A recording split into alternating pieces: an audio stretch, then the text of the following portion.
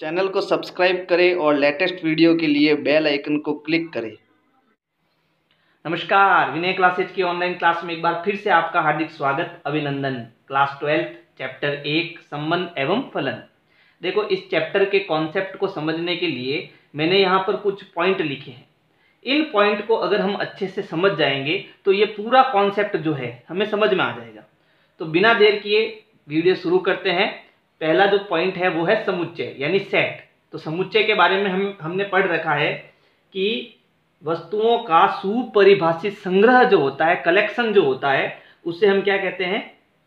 समुच्चय कहते हैं। जैसे यहाँ पर मैंने एक समुच्चय लिया कैपिटल ए का, है ना। इसमें 3 अवयव है, 1, 2 और 3, यानी ये सुपरिभाषित है।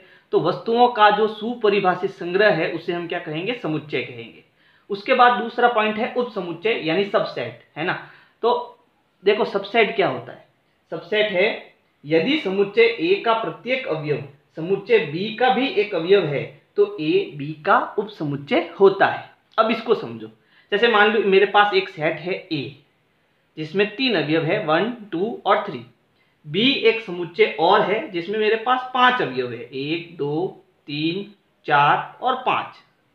अब मैंने कहा, जो मैंने परिभाषा बोली थी उसके अकॉर्डिंग, यदि किसी समुच्चय ए का प्रत्येक अवयव समुच्चय बी में भी हो, है ना, तो ए बी का उपसमुच्चय कहलाता है, यानी ए बी का उपसमुच्चय कहलाता है। क्योंकि ए का प्रत्येक अवयव बी में भी मौजूद है, इसलिए ए क्या हो गया? बी का उपसमुच्चय हो गया। अगर बी में भी अगर मेरे पास 3 अवयव होते, है ना, तो हम यहाँ पर ऐसे बराबर का निशान लगा देते, यानी ए बी का भी उपसमुच्चय है और बी ए का भी उपसमुच्चय है। इसके बाद में हमें समुच्चय, किसी भी समुच्चय के जो है कुल कितने हम उपसमुच्चय बना सकते हैं वो भी आना चाहिए, है ना। देखो, मैं क्या समझाना चाहता हूँ, एक बार उसे ध्यान से समझना। जैसे मेरे पास सेट ए है, उसके कुल 3 अवयव है, तो इस सेट ए के मैं कुल कितने उपसमुच्चय बना सकता हूँ वो भी मुझे, अगर इस चैप्टर को समझना है तो वो भी मुझे समझना होगा। अगर मान लीजिए इस ए के मुझे कुल उपसमुच्चय बनाने हैं, तो सबसे पहला जो उपसमुच्चय होगा वो क्या होगा? एक अवयव और उसका एक समुच्चय। क्या इस समुच्चय का प्रत्येक अवयव इसमें मौजूद है? बिल्कुल है। तो इसका मतलब ये इसका क्या हो गया? उपसमुच्चय हो गया, है ना। और क्या हो सकता है कि भाई 2, इसका प्रत्येक अवयव इसमें है, ये भी इसका उपसमुच्चय है। इसी प्रकार 3, फिर 1 और 2, क्योंकि इसका प्रत्येक अवयव इसमें मौजूद है, इसलिए ये भी इसका क्या हो गया? उपसमुच्चय हो गया। इसी प्रकार 1, 2 और 3, देखो पहले एक एक इनका अवयव लिया मैंने, फिर इसके बाद ये दोनों, अब ये दोनों। अब जो सेट बनाऊंगा उसमें 1 और 3 को मैं इसमें डालूंगा, तो 1 और 3। और क्या हो सकता है? 1, 2, 3, ये पूरा सेट 1, 2 और 3, ये सारी संभावनाएं आ गई उपसमुच्चय की, है ना। ये सब इसके क्या है? उपसमुच्चय। एक और बच गया, एक है रिक्त समुच्चय, जो हमने कक्षा 11 में पढ़ा, है ना। तो ये भी इसका क्या है? उपसमुच्चय है। तो कुल मिला के कितने उपसमुच्चय है? 1, 2, 3, 4, 5, 6, 7 और 8। तो टोटल 8 उपसमुच्चय है। ये मैंने क्यों पढ़ाया? क्योंकि अभी ये जो हम संबंध पढ़ेंगे ना, तो इसमें ये उपसमुच्चय का कॉन्सेप्ट आने वाला है। तो किसी भी सेट के हम उपसमुच्चय कैसे बनाएंगे ये हमें आना जरूरी है। अब अगला जो पॉइंट है वो है कार्तीय गुणन, कार्टेशियन प्रोडक्ट। तो देखो, इसकी परिभाषा क्या है, पहले हम परिभाषा समझ लेते हैं। इसकी परिभाषा है, 2 समुच्चय ए तथा बी का कार्तीय गुणन एक ऐसा समुच्चय है जिसके सभी अवयव क्रमित युग्म ए बी में होते हैं, जहां ए बिलोंग करता है ए को और बी बिलोंग करता है बी को। समझो इसको, बहुत ही सिंपल है, ज़्यादा लोड लेके आपको नहीं पढ़ना है। देखो, ये परिभाषा कह रही है कि अगर मेरे पास 2 सेट है, एक तो है ए और दूसरा है बी। मान लीजिए मेरे पास ए में 3 अवयव है, 1, 2 और 3, और बी में केवल एक अवयव है, मान लो मैं 5 ले लेता हूँ, ठीक है। तो ये मेरे पास 2 सेट है, ठीक है। इन दोनों सेटों का जब मैं क्रमिक कार्तीय गुणन करूंगा, यानी ए क्रॉस बी करूंगा, तो मुझे एक समुच्चय मिलेगा, एक समुच्चय मिलेगा। और वो समुच्चय कैसे होगा, वो समुच्चय जो भी होगा उसमें जो भी अवयव होंगे, है ना, जैसे इसमें अवयव है, लेकिन इसमें जो अवयव बनेंगे वो एक क्रमित युग्म के रूप में होंगे। इस प्रकार से होंगे, क्रमित युग्म के रूप में, है ना। वो कैसे होंगे अभी इसको हम समझेंगे। क्रमित युग्म यानी a, b के रूप में होंगे, जहां पर ये जो पहला अवयव a होगा वो हम सेट a में से लेंगे, और जो ये दूसरा अवयव b होगा वो हम सेट b में से लेंगे। तो इस प्रकार का जो भी समुच्चय हमें मिलेगा उसे हम क्या कहेंगे, क्रमित युग्म कहेंगे, सॉरी कार्टेशियन प्रोडक्ट यानी कार्तीय गुणन कहेंगे। जैसे ए मेरे पास ये एक सेट है और बी ये वाला एक सेट है, अब मुझे इसका ए क्रॉस बी करना है, तो इसका जो समुच्चय बनेगा वो किस में होगा, क्रमित युग्म के रूप में होगा, जिसमें ये जो पहला अवयव है ना, ये पहला अवयव हो जो वो सेट ए में से लेना है। तो मैं ऐसी कितनी संभावनाएं बना सकता हूँ, वो सारी संभावनाएं मुझे बनानी है। पहला अवयव सेट ए में से, दूसरा बी में से, तो 1 और 5, फिर वापस पहला 1 ले लेता हूं और बी में से 5 ले लिया मैंने, दूसरा 2 ले लेता हूं और 5 ले लेता हूं, तो 2 और 5, फिर 3 और 5। तो ये कुल मिला के मुझे 3 अवयव इसके अंदर मिलेंगे जो क्रमित युग्म के रूप में होंगे। किस रूप में होंगे, क्रमित युग्म के रूप में होंगे। तो ये जो सेट बना है ना, ये जो समुच्चय बना है ये क्या है, कार्तीय गुणन के रूप में है, यही इसकी डेफिनेशन है। इसको समझने का एक और तरीका है, जैसे मान लो सेट ए जो था, है ना, उसमें 3 अवयव थे 1, 2 और 3। सेट बी जो था उसमें केवल एक अवयव था 5। तो पहला अवयव मैंने किस में से लिया, ए में से लिया, तो बन गया 1 और 5, ये देखो 1 और 5। फिर ए में से मैंने 2 लिया और बी में से 5 लिया, तो क्या बन गया 2 और 5। फिर ए में से मैंने क्या लिया 3 और बी में से क्या लिया 5, तो क्या बन गया 3 और 5। तो ये जो क्रमित युग्म के रूप में बने हैं, है ना, ये अब एक अवयव होगा पूरा, ये पूरा एक अवयव गिना जाएगा, ये दूसरा अवयव गिना जाएगा और ये तीसरा अवयव गिना जाएगा। तो इसमें कुल कितने अवयव है, इसमें केवल 3 अवयव ही है, और वो किस रूप में है, वो क्रमित युग्म के रूप में है। समझ में आया। अब अगला पॉइंट जो है संबंध।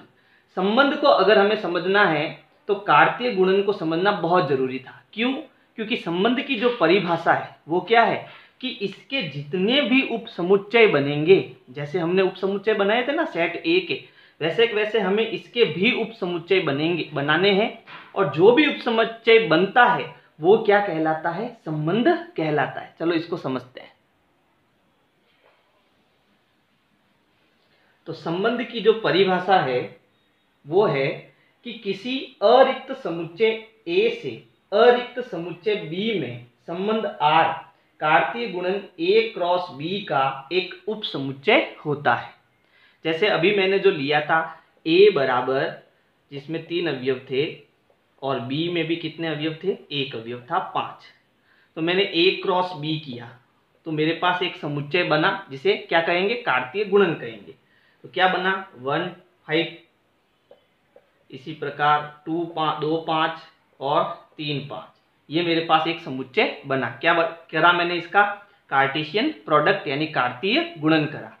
अब ये कह रहा है, परिभाषा क्या है कि अरिक्त समुच्चय ए से अरिक्त समुच्चय बी में जो एक संबंध होता है वो इस कार्टेशियन प्रोडक्ट, वो इस समुच्चय का क्या होता है, एक उप समुच्चय होता है। यानी जो R होता है वो A क्रॉस B का एक क्या होता है, उप समुच्चय होता है। यानी इन 3 अवयवों के मैं जितने भी उप समुच्चय बनाऊंगा वो क्या होंगे, संबंध होंगे। तो यहाँ पर कितने अवयव है, टोटल 3 अवयव है। तो इसका मतलब इसके कितने उप समुच्चय बनेंगे, 8 उप समुच्चय बनेंगे। कैसे, तो सबसे पहले देखो R1,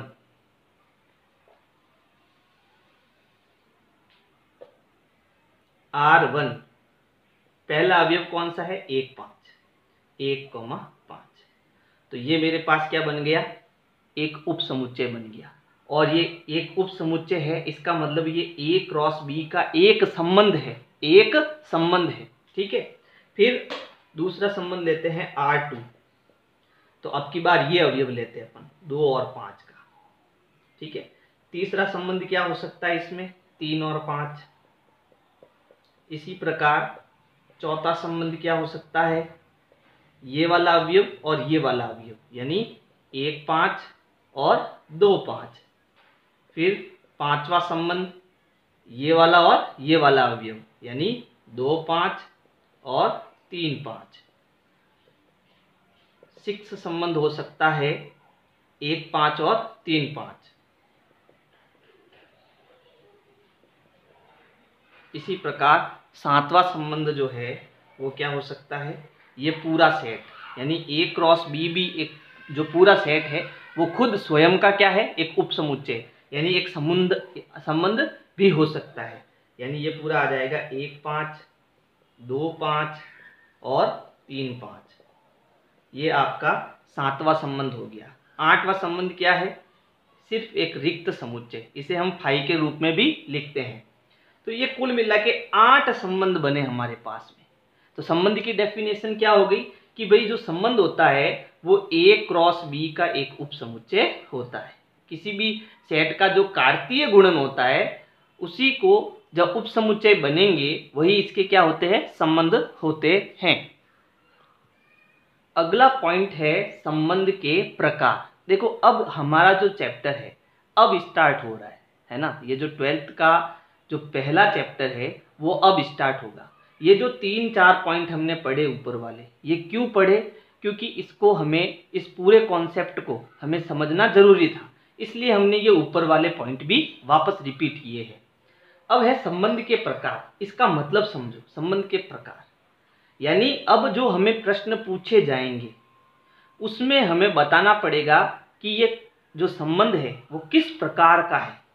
कहने का मतलब है कि जब हम A क्रॉस B यानी कोई भी कार्तीय गुणन करेंगे और उससे जो हमें एक सेट मिलेगा, एक समुच्चय मिलेगा, उसमें जो ये 8 हमने उपसमुच्चय बनाए हैं तो इसमें बहुत सारे उपसमुच्चय हम उनके क्या कर सकते हैं, बना सकते हैं।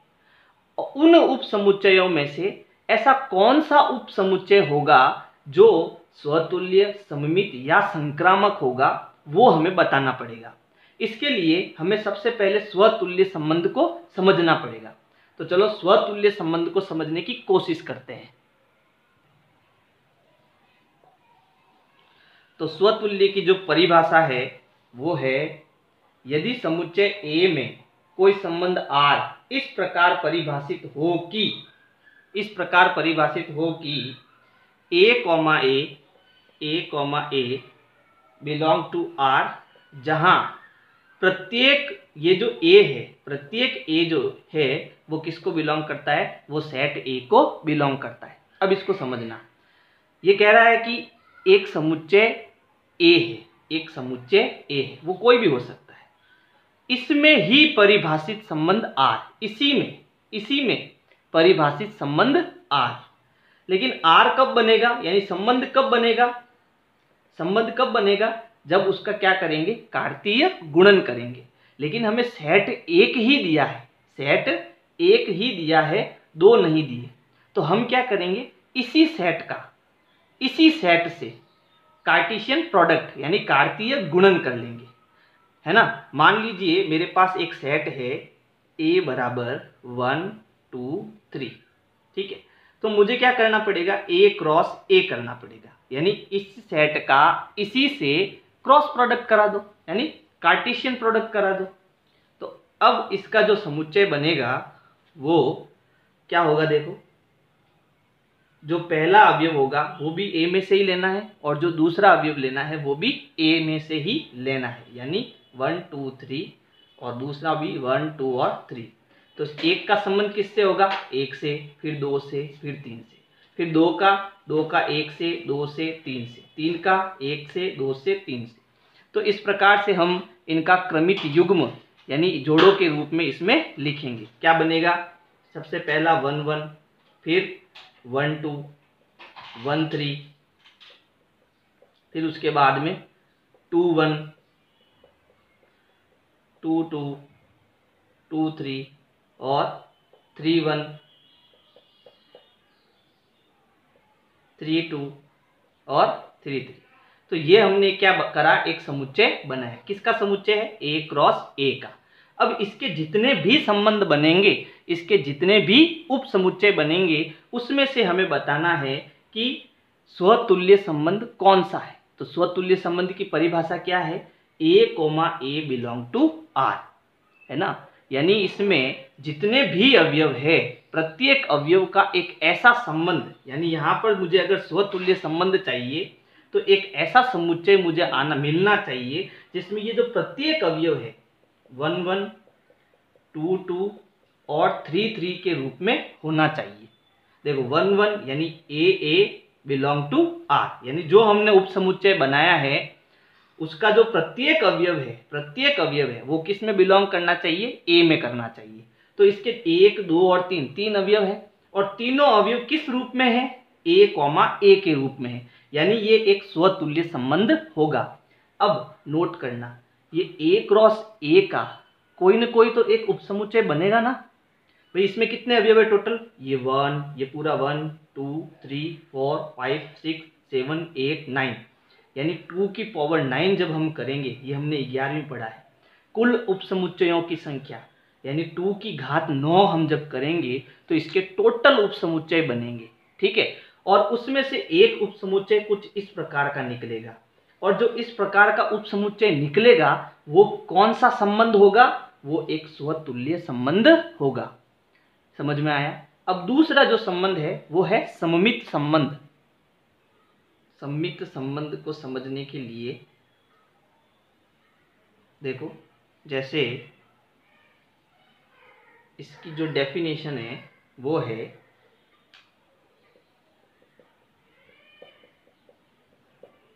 परिभाषा है इसकी, यदि समुच्चय A में कोई संबंध R इस प्रकार परिभाषित है कि उसका एक जो क्रमित युग्म होगा, मान लो वो A, B के रूप में, ठीक है, और वो किसको बिलोंग करता है? उस उपसमुच्चय, उस संबंध को बिलोंग करता है। और अगर उसी समुच्चय में, उसी सेट में मुझे B, A भी मिल जाता है, B, A यानी इसका उल्टा मिल जाता है, तो वो जो संबंध होगा, और जहां पर ये प्रत्येक A और B जो है वो किसको बिलोंग करेंगे? सेट A को बिलोंग करेंगे, ठीक है। तो ऐसी संभावना अगर मुझे उस उपसमुच्चय में मिल जाती है तो वो कौन सा संबंध होगा? सममित संबंध होगा। जैसे A क्रॉस A करने पर मेरे पास एक ये सेट बना इस प्रकार का, ठीक है, तो ये पूरा एक सेट बना। क्या इसमें मैं एक ऐसा उपसमुच्चय बना सकता हूं कि मैं उसमें केवल 2 अवयव लूं, 1 और 2, ठीक है, 1, 2 और वापस 2, 1 भी मुझे उसमें मिल जाए, यानी इसका उल्टा इसमें मिल जाए, तो ऐसा समुच्चय इसमें 100% हम बना सकते हैं, क्योंकि इसके कुल कितने उपसमुच्चय बनेंगे? 2 की घात 9, है ना। 2 की घात 9 का मतलब बहुत सारे उपसमुच्चय इसके बनेंगे। उसमें से एक अगर संबंध मुझे इस प्रकार का मिल जाए कि उसमें 2 अवयव हो, A, B, यानी 1 और 2, ठीक है, और एक सेट उसके अंदर एक क्रमिक युग्म 1, 2 के रूप में हो, और जो दूसरा अवयव है वो 2, 1 के रूप में हो, यानी उसका उल्टा हो, ठीक है, तो ये जो संबंध होगा वो क्या कहलाएगा? स्वतुल्य सिमेट्रिक रिलेशन कहलाएगा। इसका एक और एग्जांपल ले सकते हैं, जैसे मान लो मैं 1 और 3 लेता हूं, ठीक है, इसका ये वाला एक अवयव और दूसरा अवयव कौन सा? 3। तो इसका जब मैं A क्रॉस A करूंगा तो ये मुझे पूरा एक सेट मिलेगा। अब क्या इसमें मैं एक ऐसा उपसमुच्चय बना सकता हूं क्या, या मुझे मिल सकता है क्या कि एक तो हो 1, 3 के रूप में और दूसरा हो 3, 1 के रूप में? बिल्कुल मिलेगा, है ना। तो ये कौन सा संबंध हुआ? ये जो उपसमुच्चय मुझे मिला है वो कौन सा संबंध है? वो है सममित संबंध। तो स्वतुल्य क्या हो गया? स्वतुल्य हो गया खुद का खुद से संबंध, खुद का खुद से संबंध, खुद का खुद से संबंध, खुद का खुद से संबंध, और प्रत्येक अवयव होना चाहिए, यानी 1, 2, 3 तीनों ही इस रूप में होने चाहिए। ऐसा नहीं है कि केवल ये 1, 1 और 2, 2 आ गया, नहीं, ऐसा नहीं होना चाहिए। ये प्रत्येक अवयव जो है, प्रत्येक अवयव खुद से खुद के संबंध के रूप में होने चाहिए, तो वो स्वतुल्य होगा। और सममित क्या है कि कोई भी 2 अवयव है वो अगर पहले तो A और B के रूप में है और दूसरा जो क्रमिक युग्म है वो B और A के रूप में है, तो 100% वो कौन सा संबंध है? सममित संबंध है। अब तीसरा जो संबंध है वह है संक्रामक संबंध।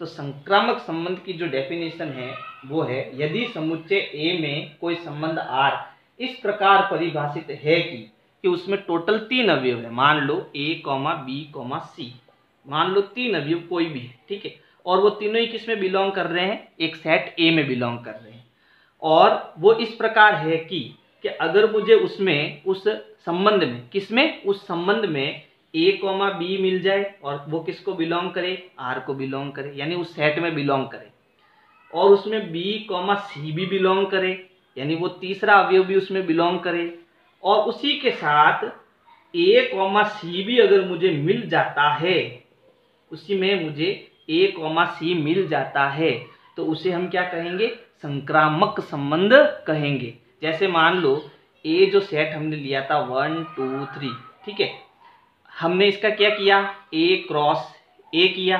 अब इस A क्रॉस A में एक संबंध इस प्रकार है, ठीक है, एक संबंध इस प्रकार है कि उसमें मैंने एक अवयव लिया 1, 2, ये था मेरे पास 2, 3 भी था, और अगर उसी सेट में यानी इसी समुच्चय में ये 2 2 हटा दो तो क्या बचा, 1 और 3 भी मिल जाता है, तो ये जो समुच्चय बनेगा, ये जो उप समुच्चय बनेगा, ये जो संबंध बनेगा वो क्या होगा, एक संक्रामक संबंध होगा। देखो जब हम इनके प्रश्नों उत्तर करेंगे तो हमें सब कुछ बड़े आराम से समझ में आएगा। ये इंट्रोडक्शन है, इसलिए इसको हमें समझना बहुत जरूरी है, तो बड़े ध्यान से देखो, समझ में नहीं आए तो पीछे करके देखो, और इसके जो नोट्स है मैं वो डिस्क्रिप्शन बॉक्स में लिंक में दे दूंगा, है ना, वहां लिंक पर क्लिक करना, आपको इसके नोट्स भी मिल जाएंगे।